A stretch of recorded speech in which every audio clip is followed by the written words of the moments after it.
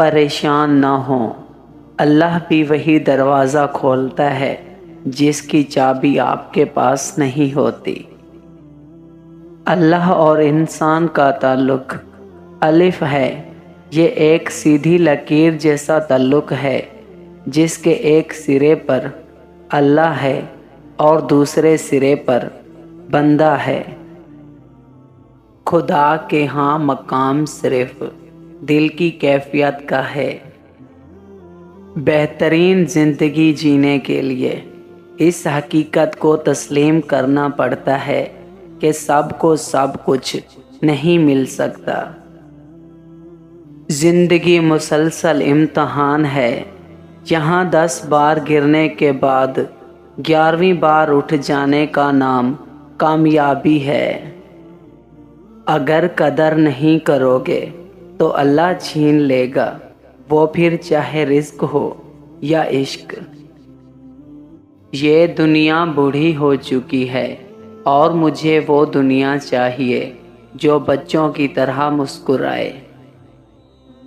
انسان اکڑ کر ایک ٹیلے پر نہیں چڑھ سکتا، لیکن جھک کر ایک پہاڑ پر پہنچ سکتا ہے۔ عاجزی سے جھکنا سیکھیں تاکہ بلندی نصیب ہو۔ اچھی باتیں پڑھنے کی عادت ہو تو اچھی باتیں کرنے کی عادت خود بخود بن جاتی ہے۔ خودکشی اسلام میں حرام ہے اور موت مسائل کا حل نہیں ہوتی۔ ہم لوگ نیک بننا نہیں، صرف نیک دکھنا اور نیک کہلانا چاہتے ہیں، اور یہ منافقت کا سب سے اعلیٰ درجہ ہے۔ اگر آپ حادثاتی طور پر کسی سے 2-4 کتابیں زیادہ پڑھ گئے ہیں تو انہیں ہضم کرنا سیکھیں، دوسروں کا جینا حرام نہ کریں۔ انسان سے محبت وہی کر سکتا ہے جس پر خدا مہربان ہو۔ تیرے وجود کی بنیاد تیرا باپ ہی ہے، اگر وہ نہ ہوتا تو بھی نہ ہوتا، تو جان لو تمہارے اندر جو بھی اچھائی ہے اس نعمت کی بنیاد تمہارا باپ ہے۔ رشتوں کو جوڑے رکھنے کے لیے کبھی کبھی گونگا، بہرا اور اندھا ہونا پڑتا ہے۔ بغیر نقشے کے پرندے بھی اپنے مقام تک پہنچ جاتے ہیں، مگر ایک انسان ہے جو دل سے دل تک پہنچنے میں ناکام رہتا ہے۔ جب انسان کا غم یا خوشی حد سے بڑھ جائے تو دنیا اس کی نظر میں حقیر ہو جاتی ہے۔ کسی ناقدر شخص سے محبت کرنا ایسے ہے جیسے آپ اسے سونے کے پیالے میں آب حیات پیش کریں اور وہ اسے ہونٹوں سے لگانے کی بجائے اپنے پیر دھو لے۔ دولت حیثیت بدل سکتی ہے، اوقات نہیں۔ کچھ لوگ آپ سے صرف اتنی محبت کرتے ہیں جتنا وہ آپ کو استعمال کر سکتے ہیں۔ جہاں ان کا مفاد ختم ہو وہاں ان کی محبت ختم۔ فقیر کی بھوک صرف اس کی جان کھا لیتی ہے، جبکہ سلطان کی بھوک ملک و ملت کھا جاتی ہے۔ ہمارا تعلق اس نابینا معاشرے سے ہے جہاں اداسی کا یقین دلانے کے لیے آنسو بہانے پڑتے ہیں اور بیماری کا یقین دلانے کے لیے مرنا پڑتا ہے۔ انسان سب کچھ بھول سکتا ہے سوائے ان لمحوں کے جب اسے اپنوں کی ضرورت تھی اور وہ دستیاب نہ تھے۔ زخم چھپانے کا ہنر سیکھو، ورنہ یہاں ہر دوسرا انسان ہاتھ میں نمک لیے پھرتا ہے۔ حسد دراصل خود اعتمادی کی کمی کا نام ہے۔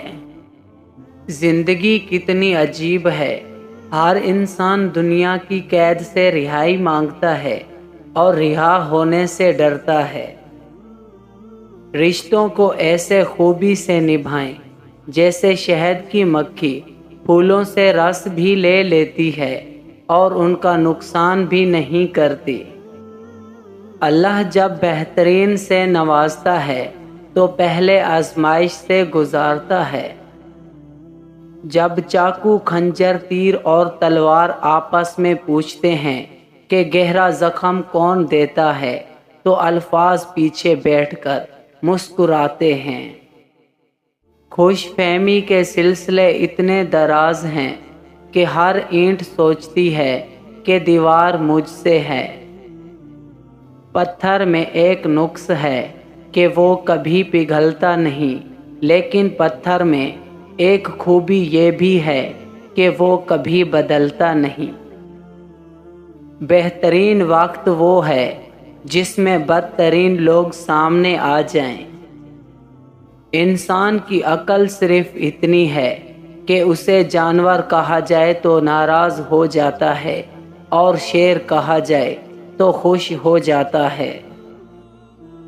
زیادہ کی ہوس حاصل شدہ کا لطف نہیں لینے دیتی۔ جو حد سے زیادہ پیار کرتا ہے وہ حد سے زیادہ نفرت بھی کر سکتا ہے، کیونکہ شیشہ جب ٹوٹتا ہے تو وہ خطرناک خنجر بن جاتا ہے۔ زہر دکانوں پر نقلی اور زبانوں پر اصلی ملتا ہے۔ حضرت مولانا رومی رحمۃ اللہ علیہ ارشاد فرماتے ہیں، اگر تو 10 برس تک بھی بے روزگار رہے اور تیرے پاس کھانے کو بھی کچھ نہ ہو تو پھر بھی تو علم سے منہ نہ موڑ۔ جب دولت قریب آنے لگتی ہے تو 2 چیزیں ظاہر ہونا شروع ہو جاتی ہیں، ایک دروازے پر سائل اور دوسرا خواب میں دولت نظر آنے لگتی ہے۔ مرد کی فطرت ہے اسے مکمل مل جانے والی چیز سے اکتاہٹ ہونے لگتی ہے۔